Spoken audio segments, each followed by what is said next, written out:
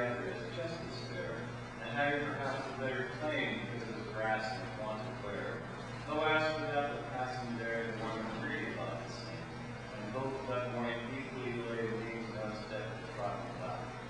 Oh, I kept it first for another day. Do you know even how weedy he's on his way, and it does that I should never come back? I should be telling this to the sides, two roads to the Virgin River, and I took the one most traveled on that.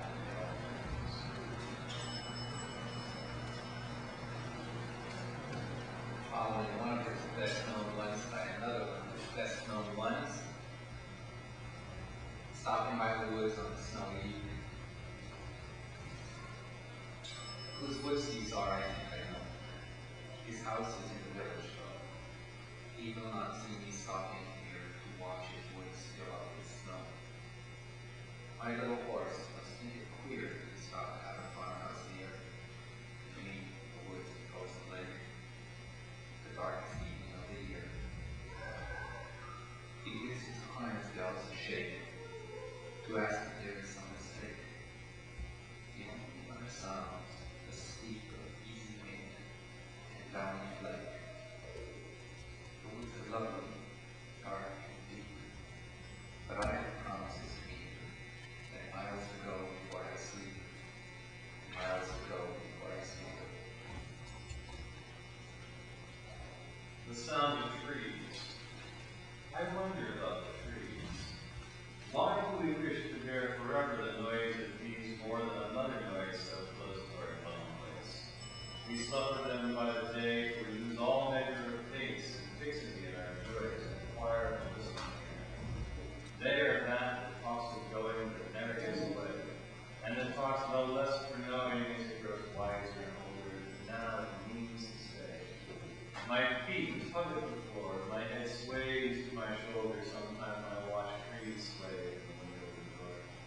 I shall set forth for somewhere, I shall make the reckless choice someday when they are in voice and tossing so as to scare the white clouds over them on. I shall have less to say, but I shall be gone.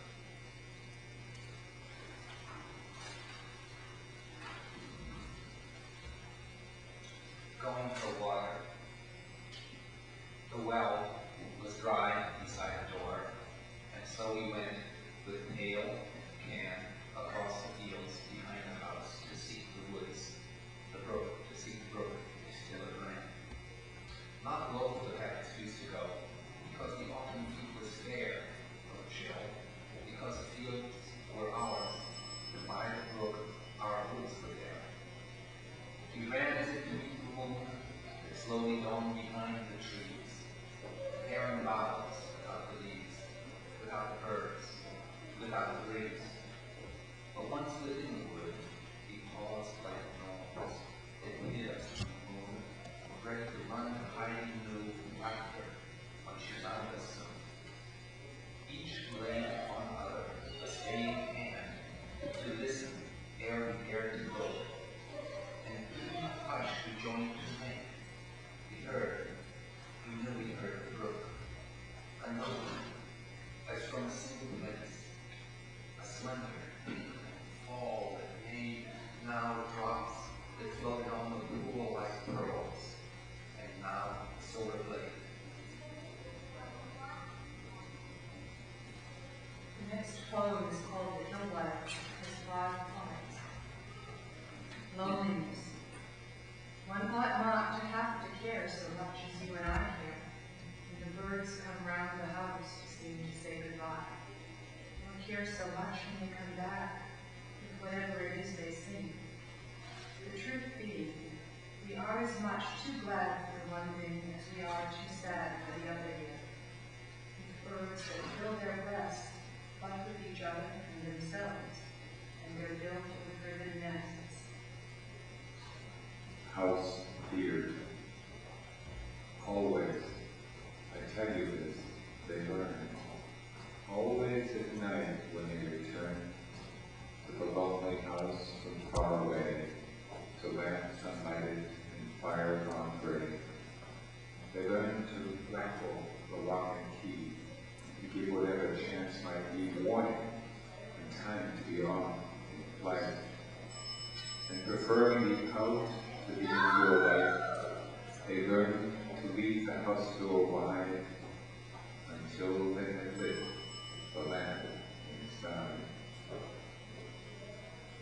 He didn't like the way he went away. That smile, it never came of being gay. Still he smiled. Did you see him? I was sure. Perhaps because we gave him only bread and the wretch knew from that we were poor. Perhaps because he let us give instead of seizing from us as he might have seized. Perhaps he mocked at us for being women. Being very young, he was pleased to have a vision of us old and dead. I wonder how far down the road he's got. He's watching from the woods, as I is not. The young repeated dream. She had no saying dark enough for the dark mind that kept forever trying the window latch of the room where they slept. The tireless but ineffectual hands that with every futile pass made the great tree seem as a little bird before the mystery of glass. It had never been inside the room, and only one of the two was afraid and offered a dream of what the tree might do. The impulse. It was too lonely for her there, and too wild. And since there were but two of them and no child, and work was little in the house, she was free and followed with the furrowed field or felled tree. She rested on a bough and tossed the fresh chips with a song only to herself on her lips. And once she went to break a bough of black alder. She strayed so far she scarcely heard when he called her, and didn't answer, didn't speak or return. She stood, and then she ran and hid in the fern. He never found her, though he looked everywhere. And he passed at her mother's house. Was she there? Sudden and swift, and light as that, the tides gave. And he learned of banalities besides the grave. The tuft of flowers. I went to turn the grass